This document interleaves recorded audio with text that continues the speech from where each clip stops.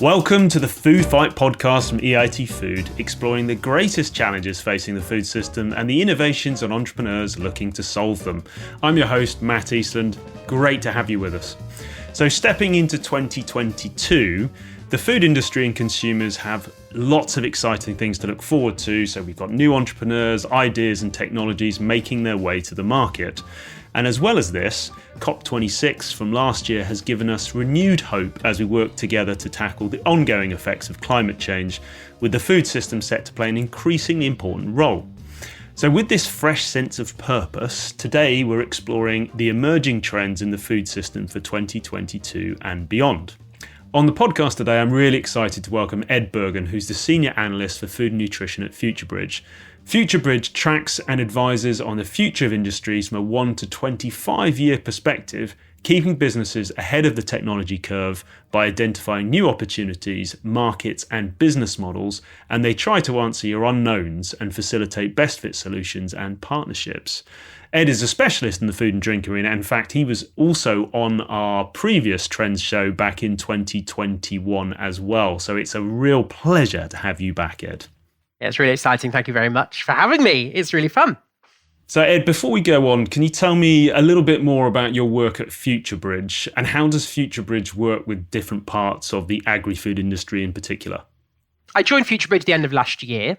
They're a bit different in the research world in comparison to roles that I've had in the past. They are really focused on the newest developments in technologies.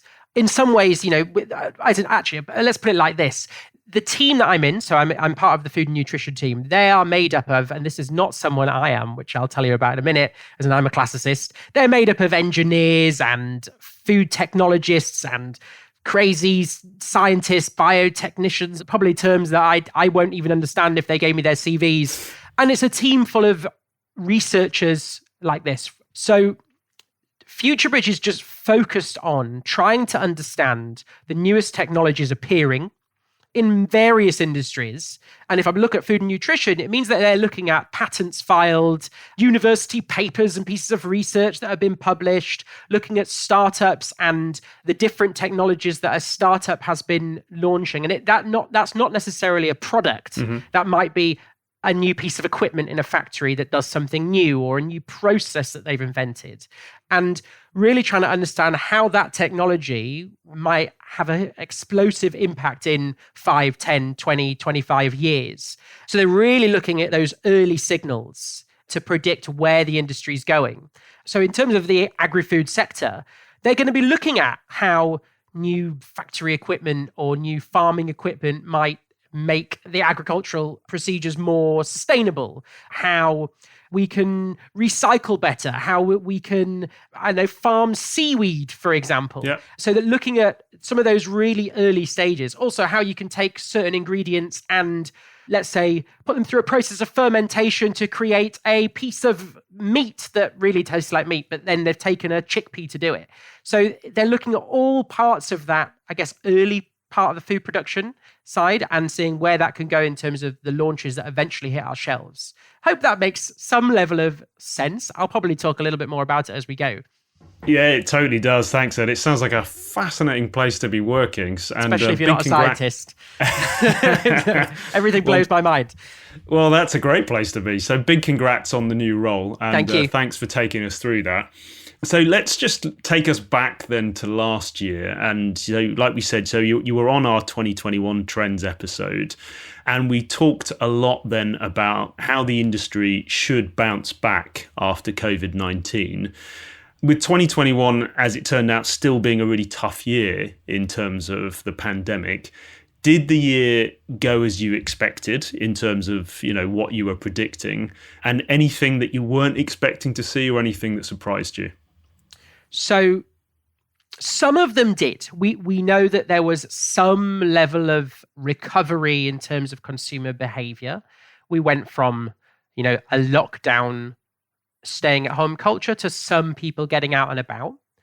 However, I think we believe that COVID would have improved somewhat by now. So we're still going in and out of lockdowns. Omicron hasn't helped, as we can see, which means that maybe some of the launches, some of the innovations that we were hoping to see over the course of this year probably were still put on hold or slowed down because brands focused on mainstream products, getting food to customers, probably didn't have as many opportunities to sell brand new innovations to consumers as much as maybe we thought that they would have done a year ago.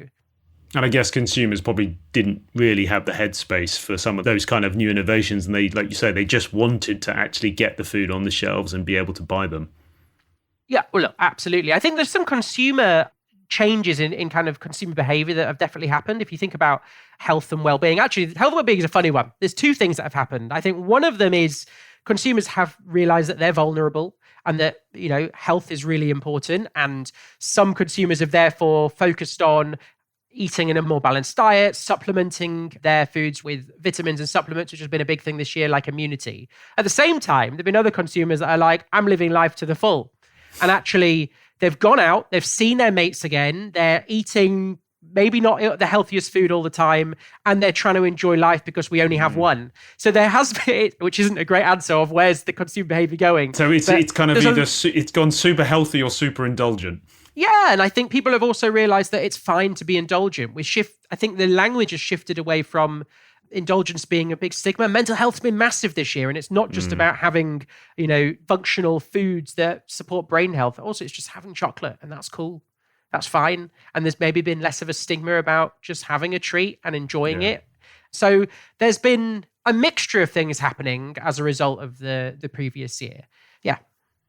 Thanks, Ed. I mean, that was definitely one of the things I remember you predicting, and it's interesting that has actually played out. I mean, some of the other more specific trends we spoke about, so science in food production, I think, was one of them, where we were talking about new ways to source and produce food, vertical farming, growing in a dark place under a bridge, those sorts of things that we spoke about.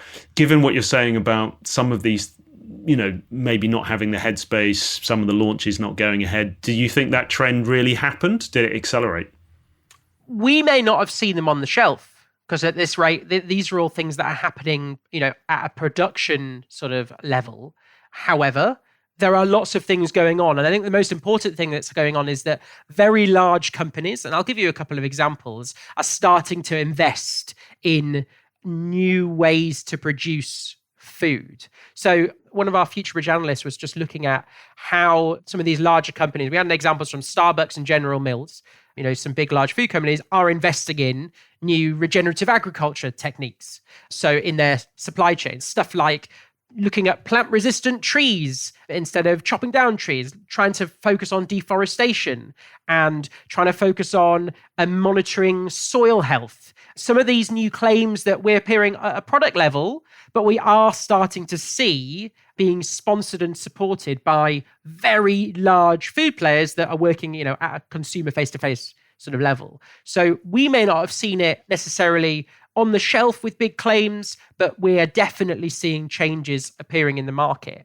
So there are things happening without a doubt. So the research has been continuing in the background, and maybe that means that this year and going forwards we'll start to see those come out. That's cool. And the last couple of things we spoke about was because of the pandemic, there was a bigger focus from bigger brands and some smaller brands on sort of cleanliness, safety, making people feel secure in the food that they were eating. Do you see that continued last year? Do you think that's going to carry on? So I don't necessarily think it's the selling point, maybe as much as it was a year ago, because you'd have products that was a selling point. We are clean, dramatizing the food production process to show, how clean and tidy they are. I do think it's becoming a given. If you're a brand that isn't showing that you're sanitary or talking about it a little bit or having that reputation with a consumer, they will go somewhere else. But whether that's the thing that a brand is their main selling point, there was a point where we were saying that all of our manufacturer would say all of our staff working in our factories are masked, are gloved, we're clean. I don't think it's as important now. I think consumers have got past that. It was for a while, but it's a bit of a given, Yeah, it's become, what's that phrase? Table stakes, right? It's everyone's brought themselves up to that standard, but it's not really a USP anymore. Yeah, exactly. So it became a USP, it's done now, and that's it. Okay, got it. Okay, that's useful. And final thing on that, convenience at food at home, big in COVID times. And we spoke about rise of meal kits, food personalization. I think we sort of flagged up the likes of Oddbox, who actually we had their CEO on the show last year as well. That seems to me to have been a massive trend which is accelerating. Would you agree? Every single company seems to have some sort of subscription service now. There is some subscription service for everything. As in, I'm a coffee subscriber because I drink too much coffee and make my fresh beans and stuff. I probably talked about it last year. But you can think of the category and you're able to get either what you want on a monthly basis or a bi-weekly basis or whatever. But companies have realized that this at-home life is becoming so important. But what some of the developments you're starting to see, though, are better partnerships between, let's say, the coffee technology brand and a coffee supplier. And you'll start to see some of it is like branding partnerships and some of it is genuine. If you buy this coffee machine or if you buy this, cooker, you're going to also, you can get offers, you can get for foods that can go into it. And I think that brands have realized this as a huge area. And I think we may have spoken about it in the past, but if you think about also that idea of food at home, also brands thinking about, well, what are consumers doing at home? So we think about gaming as a great example. And in games, you're able to, a lot of these games now, especially role-playing ones, you're seeing characters making meals in a game, or you're seeing characters eating foods in a game, and you're getting sponsorship from a live brand putting their brand image and putting their product into a game, and then again you're getting consumers to buy even through in-game shops. So it's pretty bonkers that some of the moves that brands are making because of the in-home life that a lot of us now live. We definitely are seeing that idea of we are going to move back to offices, but most companies now have a flexible working policy. You could probably say in most countries, you have a flexible working policy. And in the past, it would have been 5 days a week in the office, maybe 1 day at home. And now we're that. So you've got to hit consumers more and more while they're sitting at their desk in their home offices. And we're seeing that across the board.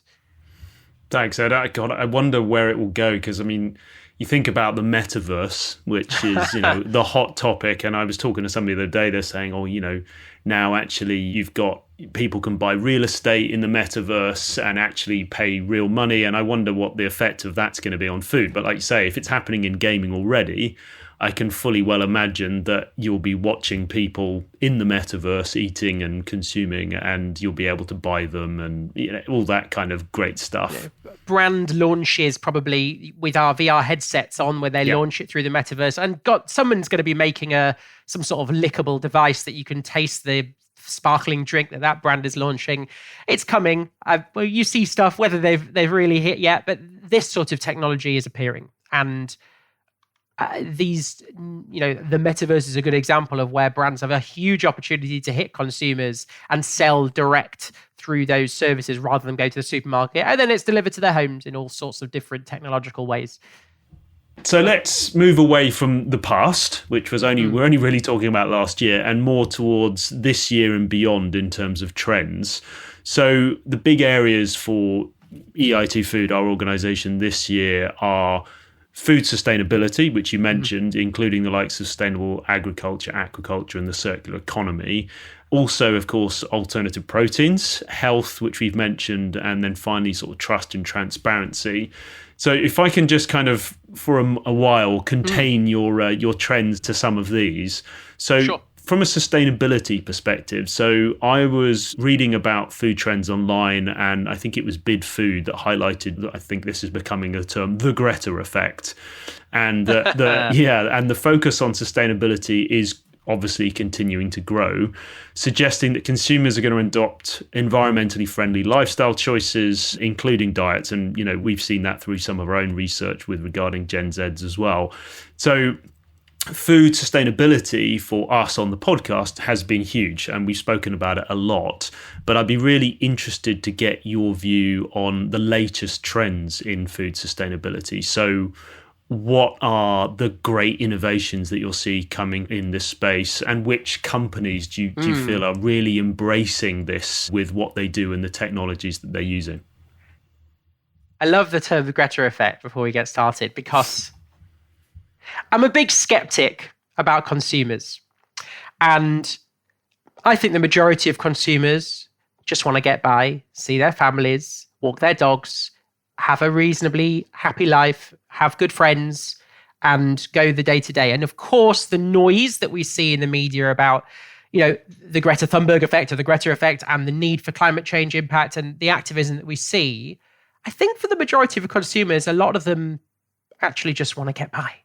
And so I would actually argue with the term. I don't think it's going to be consumers might drive the conversation. I don't think it's going to be consumers that are actually going to save us when it comes to things like climate change and some of these bigger issues.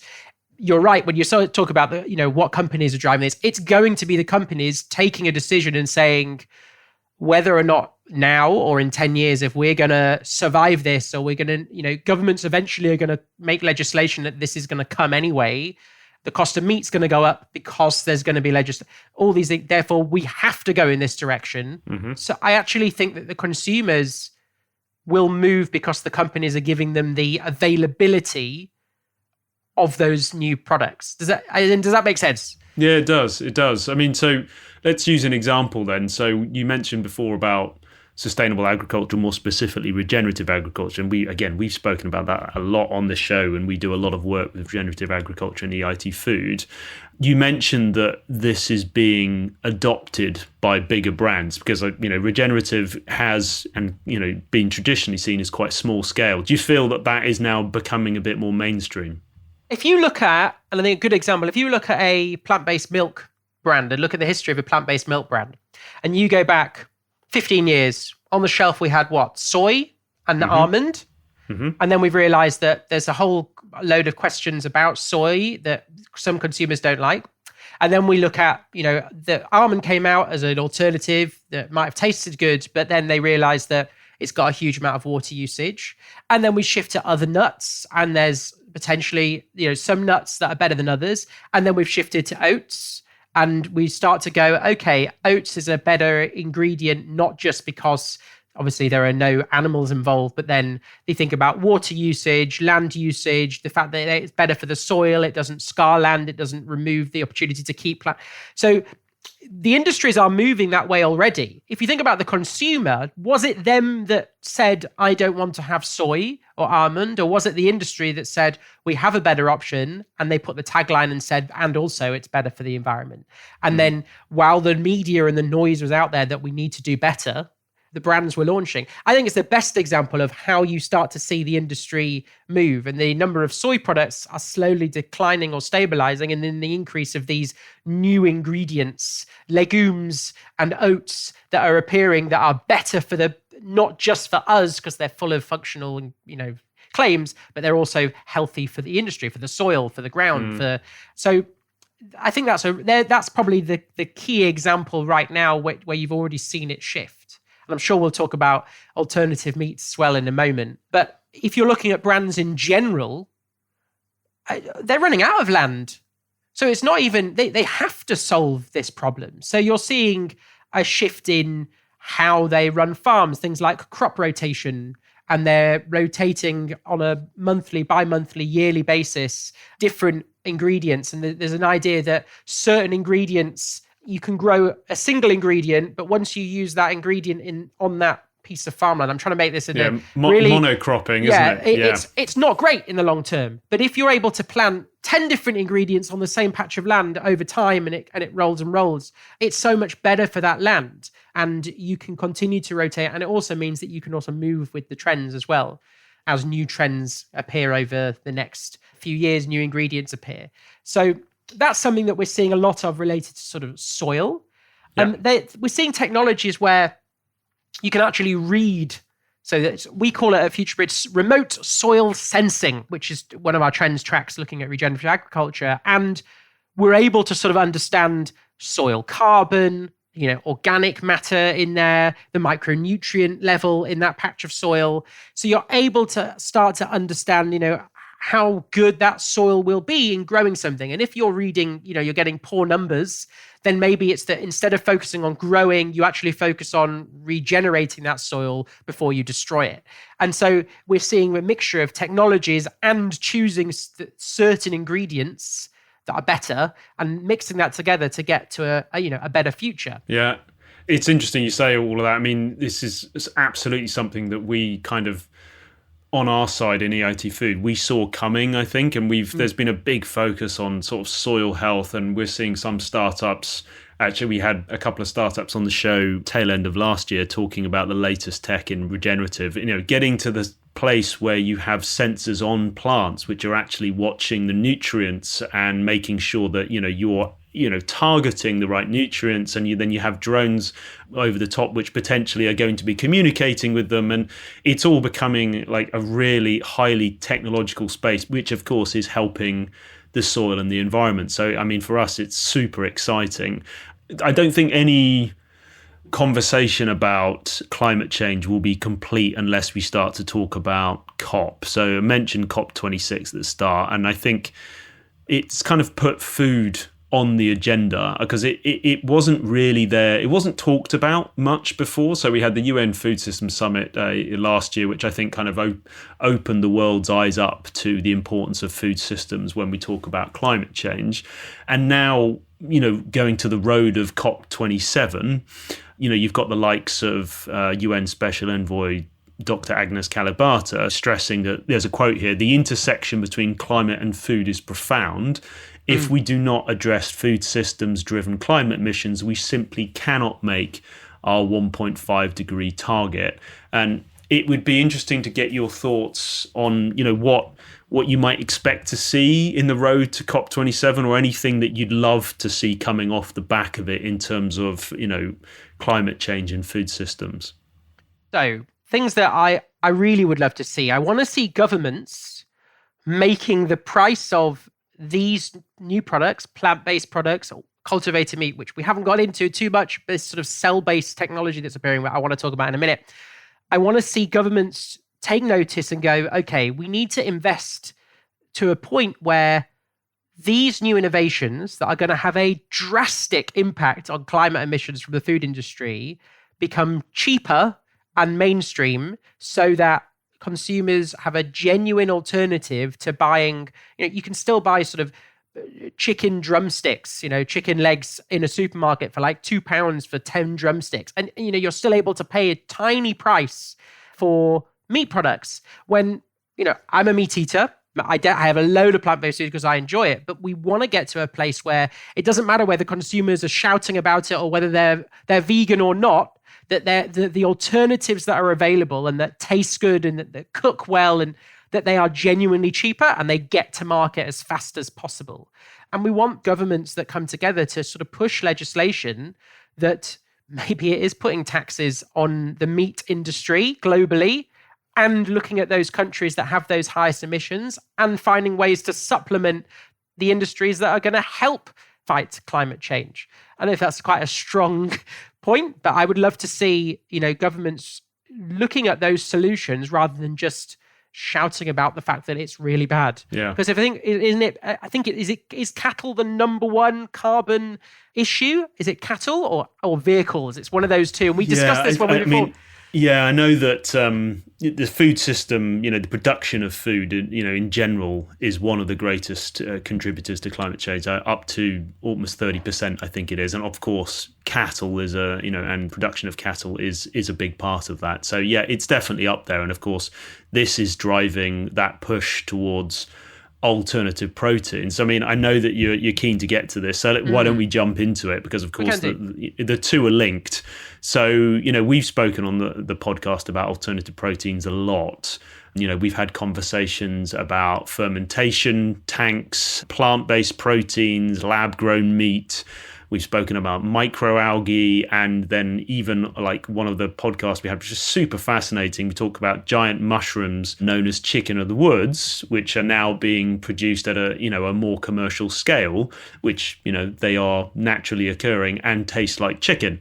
So we've kind of covered a lot of this, but out of the alternative options available, which ones are going to trend and be adopted by consumers the quickest?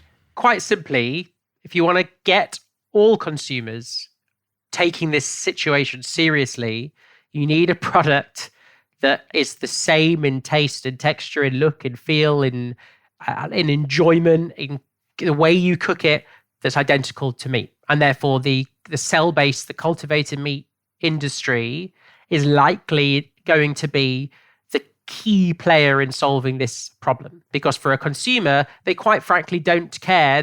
Hopefully we get to a place where they quite frankly don't care that it was made in a lab or made. Do you think that's the case? Do you think that, because I think last time we spoke about the fact that sort of science and food and COVID was normalizing that feel for consumers. It's still icky. It's still really icky for consumers that a piece of meat has been made in a lab. The question for some consumers, is it more icky than slaughtering an animal? Mm-hmm. And there's going to be, either the noise about animal welfare will grow and that will put consumers off, some consumers, but if we get to a place where on the shelf, the steak that was made in a lab is the same price or cheaper than the steak that was made by killing a cow, a lot of consumers will switch because it really it hits their pocket. And once again, it's about consumers want to have an easy life, feed their kids and enjoy themselves. And therefore, this industry, it will take time to bed in. It will take some time, but we're getting very close. And I might talk about a couple of innovations for products to be like for like in price. But that's where we're going. And I think that's the area, the cell-based industry is going to have the biggest impact. Okay, and so you give us some examples then. Who do you think's really nailing this right now? I'll talk about a couple of startups first, and then you'll see sort of some of the investors going into this. The largest funding ever in the clean meat industry was a firm, I think they're based in Israel, but they're now a global firm called FutureBridge. Mm-hmm. They had a $347 million funding towards the end of last year. This was funding so that they can basically build a huge lab to effectively grow this product, these sort of cell-based products. The idea is that companies like Tyson Foods, I think, who was one of the investors, and they're one of the big US meat companies, which is really key. So that's interesting. So there you've got meat companies who are now investing in cell-based, so alternative meats. Without a shadow of a doubt, that's where a lot of the investment and growth is coming from. So what FutureMeat are doing, they're not providing an end product. They're providing their technology and their factory they'll sell to other companies their technologies for them to create a product made out of cells that they then grow that eventually can be grown into a piece of steak. As in, this is the most bonkers part of the industry. And then what you're getting of various techniques to grow these cell-based products. So you're seeing 3D printing growing these products. You're seeing, I think I saw we had another one recently called MeTech 3D. And they're using a bioprinting method to basically print cultured cells. And then they sort of build them up. They take a cell from a cow or a chicken, and then they kind of grow fat, they grow muscle. So they grow those things separately, because the whole problem with the plant-based industry is without fat and without muscle, you have to add in other things to make it taste good. If you're actually able to grow fat from an animal source, the idea is that you take both of these and you're able to print so that you can actually replicate what that cut might have been. So potentially you're going to end up with a fattier piece of meat or a leaner piece of meat because of the way you've been able to print it, which is crazy, right? Personalizing it is, but at the same time, I mean, we're seeing this a lot. I mean, so we've got a startup working with us, Redefine Meat, who's gone leaps and bounds, and they're actually doing exactly what you're talking about in terms of those different cuts, but they're using plant-based. So they're actually 3D printing with plant-based to get that texture and taste profile, which of course then takes it even further. If you can create meat products which look, taste, feel exactly like the real thing, but not actually using meat, then surely that's the future, isn't it? Yes, it has to be.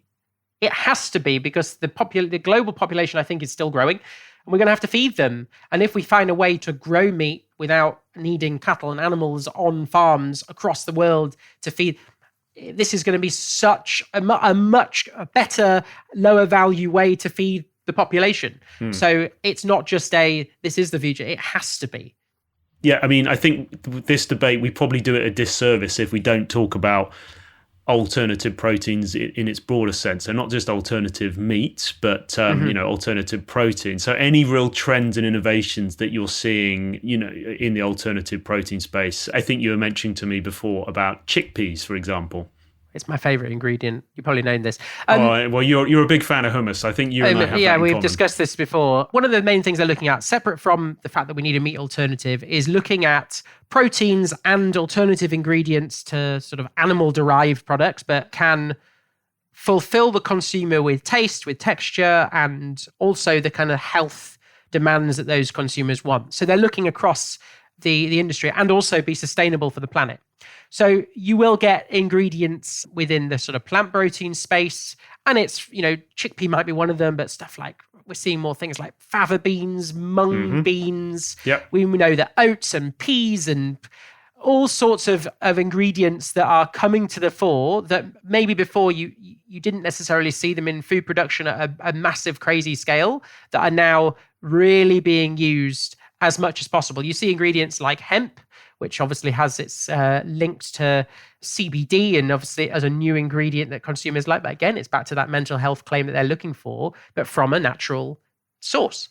So there's a lot going on in this space. I think mung bean is one of those ones that I quite like the look of, because I think we're seeing lots of innovations in egg alternatives coming from mung beans as well. Is that right?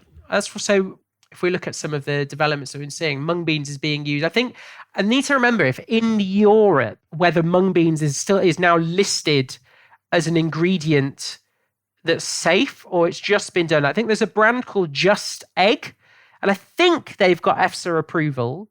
I think they use mung beans as their ingredients for their plant-based eggs. So it's all of these possible ingredients where they're looking for a solution to a problem, and that might be the ingredient. May have been natural ingredient, was bad for the planet. Like palm oil might be one. What's an alternative that they can find? Honey might be another one. If we use too much honey, what effect on the bee? Can we find other ingredients where we can make a product that replicates it? And then mung beans, another one, which can be used to create, I think they mix it with stuff like turmeric, because you want a bit of yellow, to make eggs. So Amazing. There's a lot of ingredients that are appearing that we're spotting that are going to have an impact. And then there's still this topic of, we've talked about algae and seaweeds, the topic of insects, which we keep talking about this. I think it's going to be harder for them to sell in insects than it will to sell in lab-grown cultured meat. I think it's going to be really tough.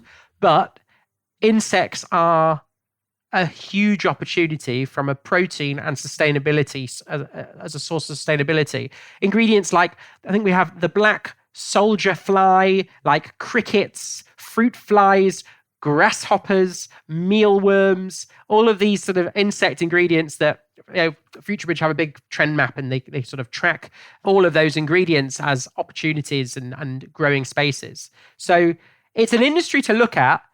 We haven't yet got to the place where the marketing has solved the problem of people are eating insects, which they need to get to. Yeah, we have the same. I mean, we've got a number of startups in EIT Food who are into this space, and we do see it as a growing opportunity. And it's, people are talking about, well, before consumers really accept it, there may be some steps before that. So I think you're starting to see like cricket flour, mealworm flour, which is then used as a protein ingredient in other foods, for example. So I think that probably reduces the ick factor a bit. And then, we've had Better Origin, one of our startups, on the show previously, and they're actually using the black soldier fly to digest food waste, which they're then feeding to salmon. So actually, it's a totally natural process, but they're just accelerating it. So again, I think insects in the food system is a really fascinating area, and I think they probably have a much bigger role to play in the future, for sure. And as you just mentioned, in feeding, maybe not humans, but the rest. So if you're going to have animals that are going to be fed, we've got a patent that we tracked. The company's called Chinhan, and they had a patent that was filed, I think, about a year or so ago, that looks at using insects to create healthy snacks for animals. I think they're using insects like worms, grasshoppers, silkworms, white worms, crickets, beetle larvae. I'm just having a look at this pattern here, and basically using them as great functional content to feed, pets and animals. And the same with fish, using seaweed and insects to feed fish in the fishing industry. So the opportunity to maybe not feed us as of yet, but animals probably won't have an ick factor. And there's many of them, feeding pets. The amount that we consume by feeding our pets, I'm sure, is a big problem. Of course, you've got to get past the pet owner loving their pet more than they love their children issue. But we are this huge opportunity to start maybe there and then build into, feeding humans. But yeah, the insect is growing. I think it's going to take some more time, but it's going to have a huge impact over the next 15, 20 years. We've spoken about climate change. We've spoken about alternative proteins. Let's talk. Well, we've also spoken about consumer behavior, and I think this naturally leads us towards health.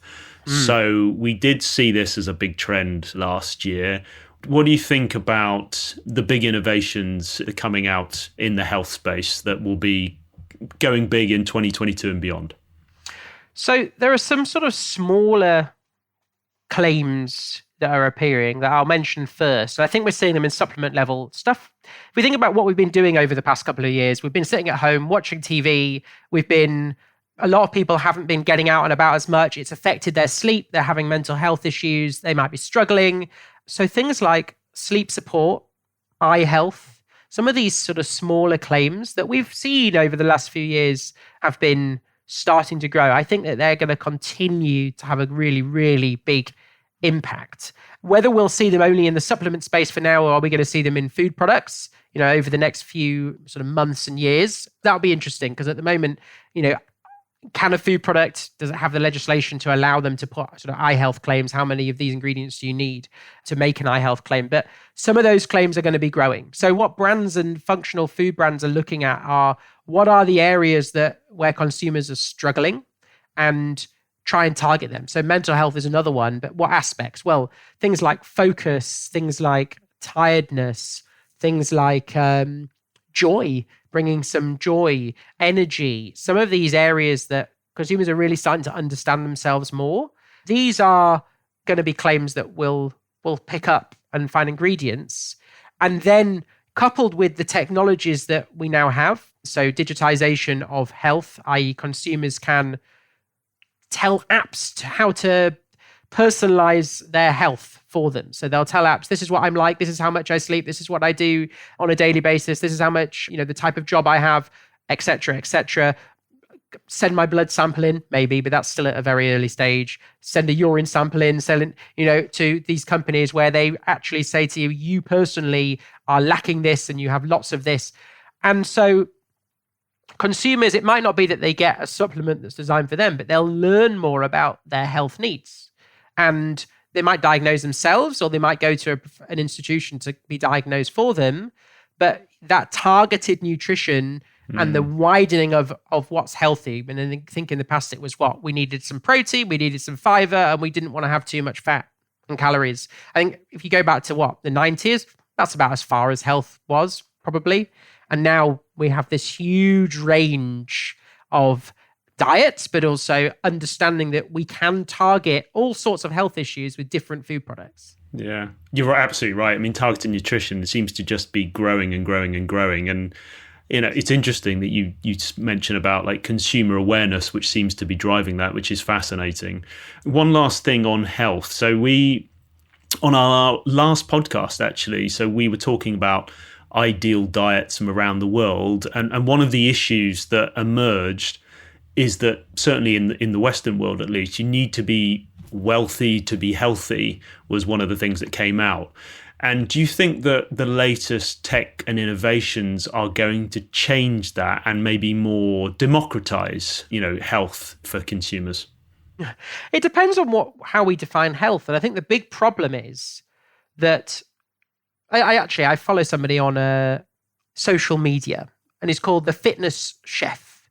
Mm-hmm. And his shtick is to say there's all these diets around the world, all these things that we're doing, and there's so many of them, from ketos to intermittent fasting to all these kind of diets that then often have products and food products linked to them with claims that cost a fortune in a lot of cases. And his point is that it's all of these things is false. It's just about having, and we've always come back to this, having balance, having a mixture of ingredients. It's fine to have a pizza. It's just not fine to have 10 pizzas in a row. It's fine to have a full-blown, hot chocolate with cream on. Just don't have, 7 days a week. And so democratizing health, the idea that health is really expensive, I think the problem is in the media at the moment and in the industry that the stuff that are linking up with health claims and health trends, that is expensive. And it's too expensive for most people. But we need to get back to the fact that you can buy fresh fruit and vegetables. Some will say that they're too expensive. They're not all too expensive. There's a lot on the market that are available, fresh fruit and vegetables that you can buy, plant-based products, which are like plant-based milks, which are virtually the same price as regular milks now. You can buy, there's a whole array of healthy ingredients. And I think there's more of an education point of view that we need to help consumers in. Actually, health is, you can just eat with balance, and you can buy the ingredients that are available, and they're going to be enough and they're going to be good for you. But the issue in the media and often in our research world and in brands is that they're looking for the next trend so that they can often make a quick buck, when actually there's a role that we need to play to support consumers in the functional health space. Wise words, Ed. So maybe sometimes the latest tech and trend you don't need, and actually just going back to the simple basics is going to see you through. So that's great. Thank you. Ed, we're coming to the end of the show now, and it's, as always, a fascinating discussion. But I wanted to just give you a bit of a chance to wow us with anything. So outside of what we've already spoken about, are there any exciting technologies coming out, any startups that you've seen which you're particularly excited about or have just blown your mind? Anything that you think that our listeners would love to hear about?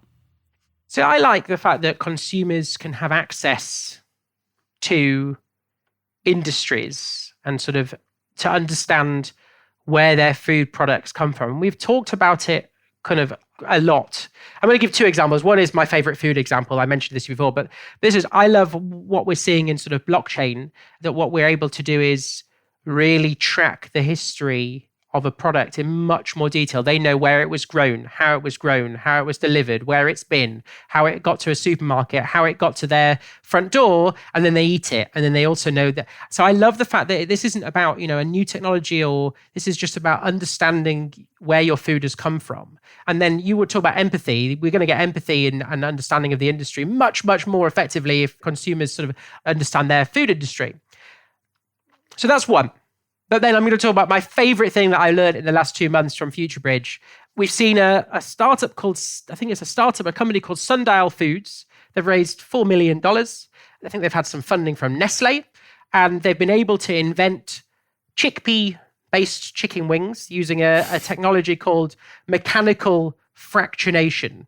And It's bonkers. The idea is that these plant-based chicken wings have the same texture as animal meat. I know I've come back to that meat side of things and said, but it's more that we're seeing brands like Nestle supporting on this space. So, two very different things, but definitely some of the funky things that we're seeing. So using, these as opportunities that we're seeing. Chickpea to chicken. You heard it here first.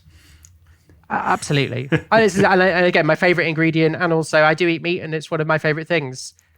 Are you sure this isn't something that you're just pushing your own agenda here, Ed? It's all about the chickpea. FutureBridge team spotted it. I'm not even going to make claims. And they wrote about it, and they showed us the sort of patent and research behind it. And it's pretty funky, and I really want to try them. Love it. Yeah, me too. I'm also a big fan of chickpea. So whenever that comes out, let me know.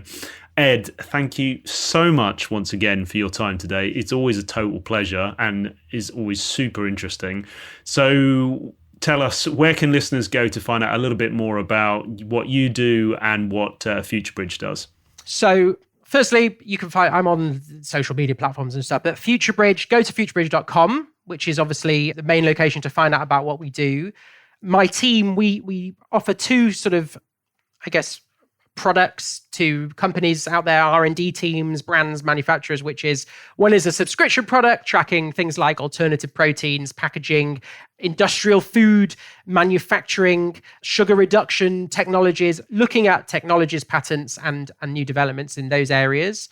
But then we look at a whole bunch of what we call strategic growth fields across the whole food industry, from functional foods to agriculture. So our team are doing sort of custom project and also syndicated to deliver to clients and really help them with finding, whether it's finding companies to invest in or M&A opportunities, but also being able to understand what's next, what could they invest in, what could they try out in their food products, and really helping them stay on the pulse of this area of the industry. So as I said, I'm not the scientist, but my whole team are, and they're pretty awesome. So I would say look us up at FutureBridge. We've got lots of stuff coming. We've got a really cool webinar coming up as well in February, which is looking at early signals in the industry that are going to really have an impact over the next year. I think the one thing I really want to make clear is I think 2022 will be the year that we see cultivated meat hit the shelves, and that's something I might explore in that webinar. So thank you for letting me do a little plug. Yeah, no worries. Always grateful. And thank you for all the info. And definitely sign me up to the webinar. That sounds great. I love all that kind of stuff. So thanks, Ed. And again, big thanks for coming on the show. Pleasure. And thank you everybody out there for listening. So this has been the Food Fight podcast. As ever, if you'd like to find out more, head over to the EIT Food website at www.eitfood.eu, and please join the conversation via hashtag EITFoodFight on our Twitter channel at EIT Food. And if you haven't already, please hit the follow button so that you never miss an episode. That's it for now. Thanks everybody. See you next time.